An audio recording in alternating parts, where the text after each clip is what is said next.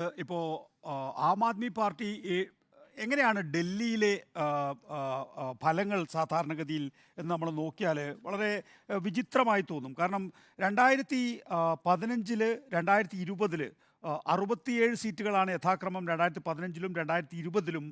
2015 67 സീറ്റുകൾ, 2020 62 സീറ്റുകൾ. 70 സീറ്റിലാണ് 62 സീറ്റുകൾ ലഭിക്കുന്നത്.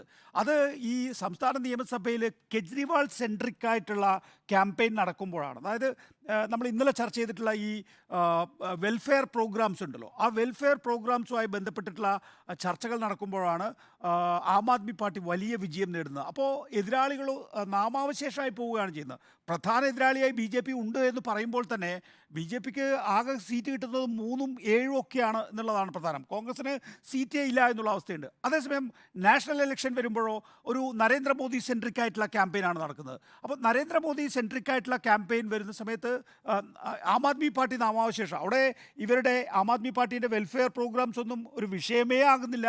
അവിടെ ഈ ഹിന്ദുത്വ, നരേന്ദ്രമോദിയുടെ 58 ഇഞ്ച്, ഇതൊക്കെയാണ് പ്രധാനമായും ചർച്ചയാകുന്നത്. അപ്പോൾ ആം ആദ്മി പാർട്ടി 7-0 നേടി പിന്നോട്ട് പോകുന്നു എന്നുള്ളതാണ്. ഇവിടെ ബി ജെ പി ചെയ്തു എന്ന് ഞാൻ അനുമാനിക്കുന്ന, തെറ്റാം കേട്ടോ, അനുമാനിക്കുന്ന ഒരു വിഷയം എന്ന് പറയുന്നത് ഇത് വീണ്ടും ഒരു അരവിന്ദ് കെജ്രിവാൾ സെൻട്രിക് ആയിട്ടുള്ള ഇലക്ഷനാക്കി. ഇത് വെറും നരേന്ദ്രമോദി വേഴ്സസ് നൺ എന്ന് പറയുന്ന ഒരു ഇലക്ഷനെ യഥാർത്ഥത്തിൽ ഒരു അരവിന്ദ് കെജ്രിവാൾ ഇലക്ഷനാക്കി മാറ്റിക്കഴിഞ്ഞിരിക്കുന്നു എന്നുള്ളതാണ്.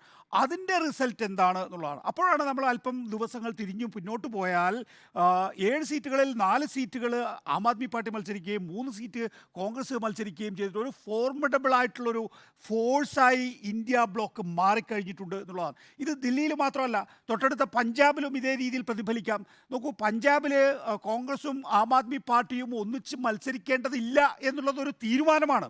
അവിടെ സീറ്റ് വിഭജനത്തിൽ തർക്കമുള്ളത് കൊണ്ട് ആം ആദ്മി പാർട്ടിയും കോൺഗ്രസും വേർപിരിഞ്ഞതല്ല.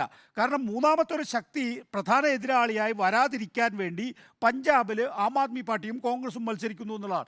നാളെ ഒരുപക്ഷെ ഏതെങ്കിലും സീറ്റിൽ ബി ജെ പി കടന്നു വരാൻ സാധ്യതയുണ്ട്, അകാലിദൾ കടന്നു വരാൻ സാധ്യതയുണ്ടെന്ന് പറഞ്ഞാൽ ഇവർ അഡ്ജസ്റ്റ് ചെയ്യുമായിരിക്കും. അപ്പോൾ അവിടെയും മുഴുവൻ സീറ്റും, ദില്ലിയിൽ ശക്തമായ ഒരു മത്സരവും, ഹരിയാനയിൽ സമീപ ദിവസങ്ങളിലാണ് ബി ജെ പിയുടെ മുന്നണി പരാജയപ്പെട്ടിട്ടുള്ളത്. ആ ഘട്ടത്തിൽ മാത്രമല്ല, അവിടെ ആം ആദ്മി പാർട്ടിക്ക് യഥാർത്ഥത്തിൽ അരവിന്ദ് കെജ്രിവാളിൻ്റെ ഹോം സ്റ്റേറ്റ് ഹരിയാനയാണ്. അവിടെ നല്ല രീതിയിലുള്ള ആം ആദ്മി പാർട്ടി വോട്ടുണ്ട്.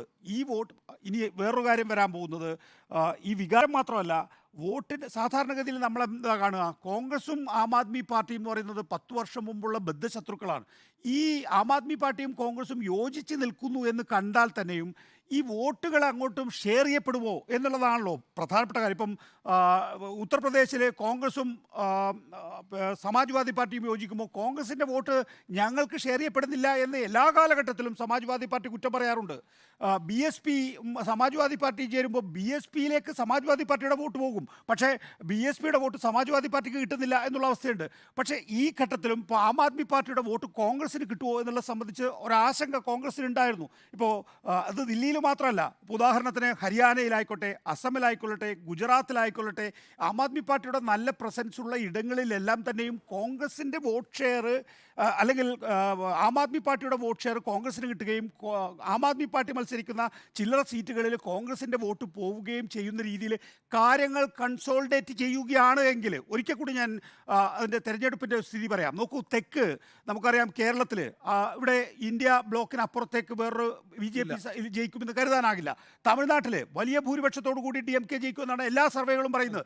തെലങ്കാനയിൽ കോൺഗ്രസിന് മുൻപ് 2 സീറ്റുകൾ മാത്രമായിരുന്നു കിട്ടിക്കൊണ്ടിരുന്നത്.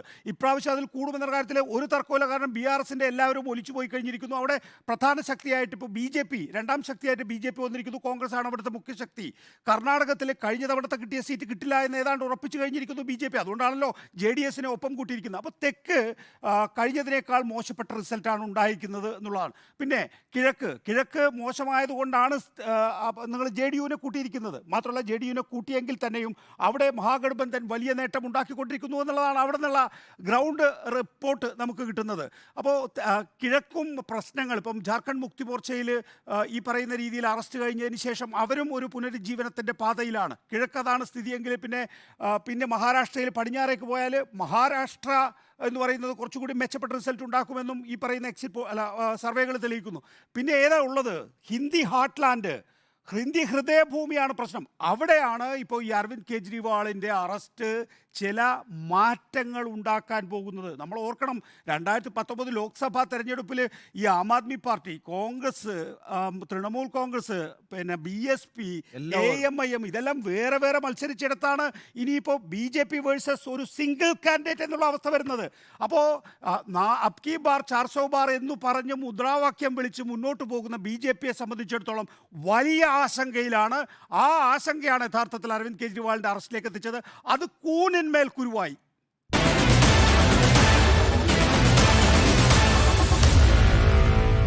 Meet the editors.